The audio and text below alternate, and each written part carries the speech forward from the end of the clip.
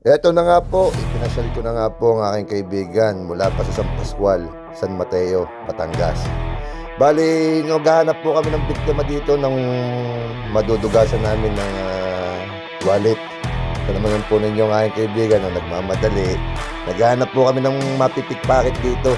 Ayan, pupwesto na po kami. Yan, kita na po namin yung target. Kita na po namin yung target.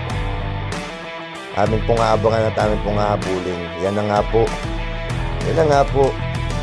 Amin po sinusubaybayan ng aming target para aming hablutin ang kanyang bag. Abay, nagmamadali. Yun. Yun na, ay nakita na ang target. Si Mr. John Ray, tampos pala. Ayan na, umapir na, nagkamaya na. Yan ka naman daw gagaor. Ay, papunta pala daw din eh. Yan, hindi ko alam, mangingisda baga kami. Abay, tignan mo naman. May mga dalang pamingwit. Ay, kalalapad, pamadil baga sa hita, panghising. Ano kang tawag din eh? Yung pala naman, magpapadaos-os naman pala ang mga taga-Batangas. Yun lang. Ay, hindi ko nakita kung paano kami nagdagasati yan. Hindi ko napapakita. Ay, napakahirap na yan. Tignan mo naman.